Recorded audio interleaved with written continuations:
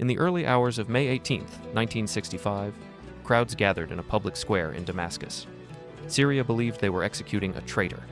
What they didn't know was that they had just exposed the greatest intelligence failure in their history. The man on the gallows was Eli Cohen, a Mossad agent who had penetrated the highest levels of Syrian power. And for years, no one suspected a thing. But how did one man infiltrate an entire government, and why was he finally caught? To understand Eli Cohen, you must first go back to where his story began, far from Damascus, in the bustling Mediterranean port city of Alexandria, Egypt. Born in 1924 to Syrian Jewish parents who had moved to Egypt years earlier, Eli grew up at the crossroads of cultures and languages, a world shaped by Jewish heritage, Arab society, and the shifting politics of the Middle East. His father was originally from Aleppo, and the family community in Alexandria was vibrant, but lived under the shadow of rising nationalism and tension across the region. From an early age, Cohen's mind was shaped by words and identities. Fluent not just in Hebrew and Arabic, but also in French, English, and later Spanish, he was a natural communicator, an asset that would later define his legacy. In his youth, he was deeply influenced by the Zionist movement, a belief in the return of the Jewish people to their ancestral homeland. In a world increasingly hostile to Jewish existence in Arab lands, this conviction wasn't abstract, it was personal. He became active in Zionist circles in Alexandria, helping coordinate Jewish and Zionist activities at great personal risk. This involvement even led to his arrest by Egyptian authorities, an early brush with danger that hardened his resolve. After the chaos of the Suez Crisis in the mid-1950s, when hostility toward Jews in Egypt intensified, Eli made the difficult decision to leave the world he knew behind. In 1957, he immigrated to the newly established State of Israel, joining hundreds of thousands who saw the fledgling nation as a refuge and a purpose. Life in Israel was quieter at first. Cohen took on civilian roles, working as a translator and an accountant, trying to build a stable life with his wife Nadia in the coastal town of Bat Yam. But the desk jobs could not contain a man whose heart still beat with urgency for his people's security and survival. It was his unique combination of lived experience, his linguistic fluency, his deep knowledge of Arab culture, and his steadfast Zionist conviction that eventually caught the eye of Israel's intelligence agency, Mossad. In the late 1950s, Mossad's leadership found itself facing a growing crisis. Tensions on Israel's northern border with Syria were mounting, and the government needed unmatched intelligence from deep inside Damascus. It was then that Meir Amit, the Mossad Director General, did something unexpected. While reviewing the agency's files, he stumbled across a name that had been passed over: Eli Cohen. Something about his linguistic skills, cultural background, and previous intelligence work caught Amit's attention. For 2 weeks, Mossad quietly observed him, studying his manner, his temperament, his instincts. The more they watched, the more the picture became clear. Cohen wasn't just capable, he was exceptional.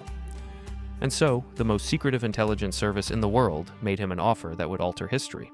The moment he accepted his new mission, Eli Cohen disappeared from the ordinary world forever. He underwent an intensive 6-month training program designed to transform him into a Katsa, a field agent capable of deep cover, subtle manipulation, and layered deception.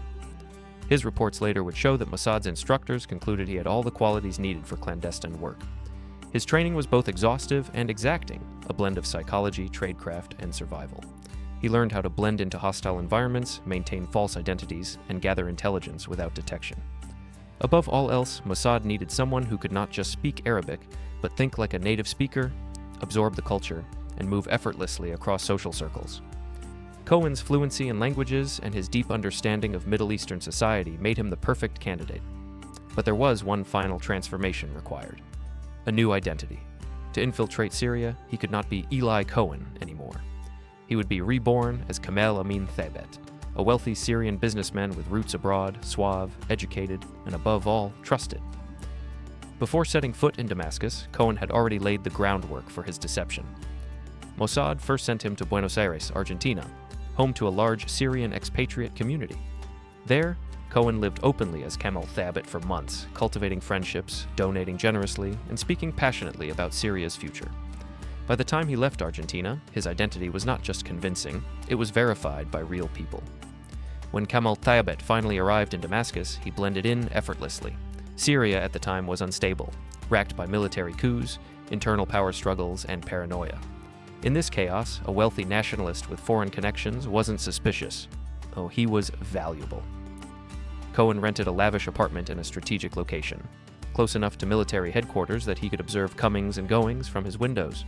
From there, he began doing what he did best, building relationships. Almost every night, his apartment became a social hub. Senior Syrian officers, politicians, and businessmen gathered there for food, alcohol, and conversation. Cohen listened far more than he spoke. He remembered names, ranks, rivalries, and secrets.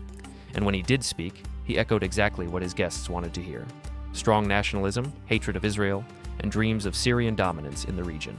He formed close ties with top military officials and political figures, some of whom would later rise to the highest levels of government. There were even moments when Cohen was discussed as a potential candidate for a senior advisory role within Syria's leadership. But behind the polished image of Kamel Thaabet, Eli Cohen was working relentlessly. Using encrypted radio transmissions, he sent detailed intelligence reports back to Israel, sometimes daily. These messages included insight into Syrian military readiness, internal rivalries within the officer corps, and the unstable political climate created by frequent coups. His reports revealed how divided Syria's leadership truly was, information that shaped Israel's strategic calculations long before war broke out. One of Cohen's most infamous contributions came when he suggested that Syrian forces plant eucalyptus trees near military bunkers on the Golan Heights, to provide shade and comfort for soldiers.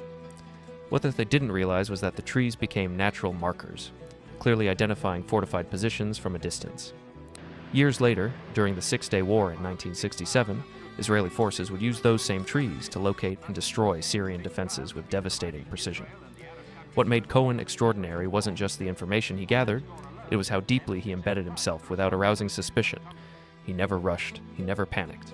He lived the lie completely, even at great personal cost. By the mid-1960s, Eli Cohen had become one of Israel's most valuable intelligence assets, so valuable that some within Mossad began to fear he was being pushed too far, staying too long and transmitting too often. But this level of success came at a cost.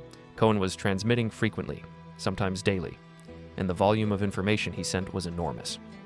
But so was the risk, because every message sent from Damascus was a gamble, and eventually that gamble would draw attention.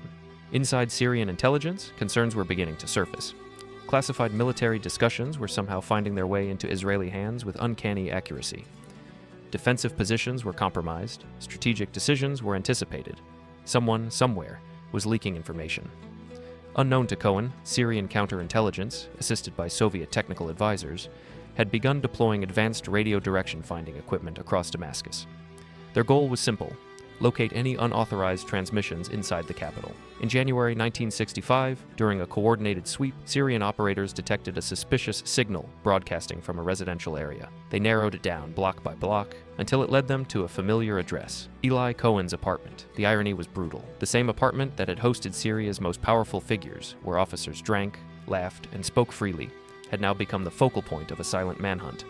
There were also human mistakes, small, almost invisible cracks in an otherwise flawless cover. Cohen had stayed in Syria longer than originally planned. His influence had grown unusually fast, and some within the regime began to question how a man who had lived abroad for so long could rise so quickly inside such a paranoid system. Mossad, sensing danger, reportedly urged Cohen to reduce transmissions or leave Syria temporarily. But the intelligence flow continued. The pressure to deliver more, to stay longer, was immense. On the morning of January 24, 1965, Syrian security forces raided Cohen's apartment. He was caught mid-transmission, radio equipment still active. In that moment, the carefully constructed identity of Kamel Amin Thaabet collapsed. His apartment was searched. His radio equipment was seized. Documents, codes, and notes were carefully collected. Within hours, the illusion of Kamel Amin Thaabet was gone. Cohen was transferred to a military prison in Damascus, where the tone shifted from suspicion to certainty. Cohen was questioned relentlessly about his identity, his contacts, and the scope of his mission. Syrian interrogators sought confirmation of what they had already feared, that Israel had been watching them from inside their own leadership. Despite the pressure, Cohen maintained a remarkable level of composure. According to later accounts, he admitted to being an Israeli agent, but refused to betray operational details that could endanger others. He cooperated only where necessary, careful not to provide information that would deepen the damage. Back in Israel, diplomatic channels were activated almost immediately. Appeals were made to world leaders, religious authorities, and international organizations, all urging Syria to spare his life. Inside Syria, however, the mood was unforgiving. The regime saw Cohen not merely as a spy, but as a symbol of humiliation, a man who had moved freely among them, listened to their secrets, and exposed their vulnerabilities. Cohen was put on trial in a military court behind closed doors. The verdict was never in doubt. He was convicted of espionage and sentenced to death. During his imprisonment, Cohen was permitted to write a final letter to his wife, Nadia. In it, he asked her to remain strong, to care for their children, and to forgive him for the pain his choices had caused. It was a quiet, human moment at the end of a life lived in secrecy. On May 18, 1965, Eli Cohen was publicly executed in Damascus. Syria intended the act as a warning, to enemies, to traitors, and to anyone who dared challenge the state from within. Just 2 years after his execution, Israel and its neighboring states were drawn into the Six-Day War. As Israeli forces advanced toward the Golan Heights, commanders relied heavily on intelligence Cohen had gathered years earlier, the bunkers, artillery positions, and command routes. Many of them had already been mapped, quietly, patiently, by a man who had once stood beside the very officers defending them. The rapid collapse of Syrian defenses on the Golan Heights cemented Cohen's reputation as one of the most effective intelligence operatives Israel had ever produced.